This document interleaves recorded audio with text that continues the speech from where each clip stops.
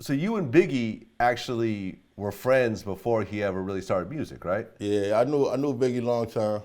Biggie used to get money in my neighborhood. He used to hustle for a couple people I know and shit. Okay. And how did you guys actually like become cool? My neighbor, Halim. What up, Halim? Halim was my neighbor and shit, which was Biggie's man. And he would get the bootleg, get get the fake money and shit, counterfeit money and shit. We go to Mad Weed spots or whatever. And my man T Hall had equipment, had turntables and shit in the neighborhood. So we would go over there, smoke weed or whatever. And one day we go over there and shit, we hear a nigga rhyming and shit. Sound like Chubb Rock. So we run down the hill and shit. Me, Halim, my nigga. We go down the projects and it's Biggie rhyming.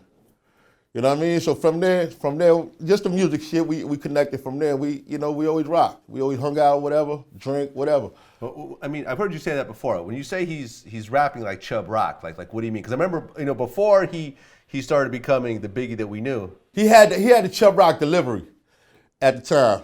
So yeah, back then, Chubb Rock was popping back then. So when you see a big nigga rhyming and shit, you run over, you like, yo, that nigga nice, but it ain't Chubb Rock. You know what I mean? That's just my opinion, though, how I heard him back then. You know what I mean?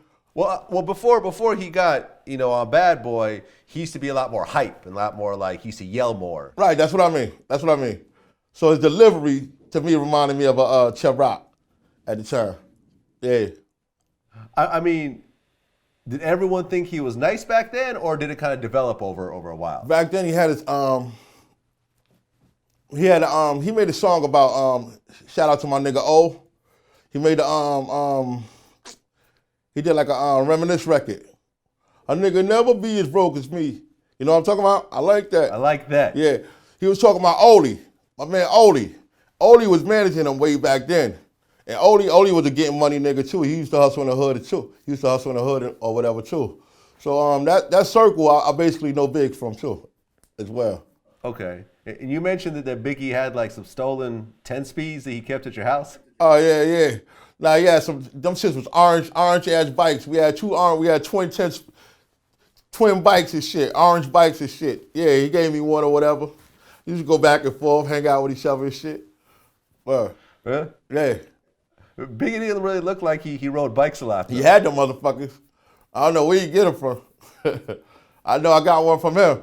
When Big started to bubble music-wise, when he started to buzz, Yeah. did you guys work on any music together or not really? No. Actually, once Big blew up, I didn't see him that much. I seen Big probably like 2 weeks before he passed in Sony Studios. But once Big, we did a lot of shows together when he was coming up. We did plenty of shows together or whatever. A couple of times I see him over on St. James here and there when I'm passing through or whatever. Yeah, but once Big took off, yeah, it wasn't no stopping him. Okay. Now, he actually mentioned you on Warning. Yeah. So that line, yeah, my man Fame up in Prospect, nah, that's my man, nah, love wouldn't disrespect. Yeah, that shout out gonna live forever, right? Caught that one, right? Yeah. I mean, I actually, because I've been hearing that line forever, but I never put two and two together until like I started researching for this interview. It's like, oh, Fame, Lil Fame, like, oh shit. Yeah. He says Lil Fame on a radio version too, instead of my nigga Fame. You know what I mean? Oh, Yeah. my man Lil Fame up in Prospect. You got me, right? So you guys were out, and then Ready to Die dropped. Like how did you feel when you heard about the shout out? Oh, I heard about it before it came out. I had Big whole album. I had his whole shit on a tape. Like I told you, my neighbor Halim was like this with him. You know what I mean? So he like, yo, window to window. Yo, that nigga mentioned you in the song. So I'm like, what? He like, yeah. I said, yo, it's bad or good? He said, nah, I'm gonna wait till you hear it. And I heard the shit. I was like, I fuck with it. You know what I mean? Yeah. Yeah, man. And like, do you remember the effect when that album dropped in New York? Like, how crazy was it? Yeah, I was happy as fuck for Big, man, cause Big came a long way, and not only that, like you said earlier, like I said, he used to rap street shit, more aggressive.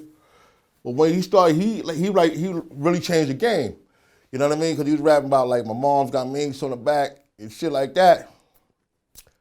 And then he really got successful, and it really happened for him. So that was a good thing, man. So we was happy as fuck for Big, man.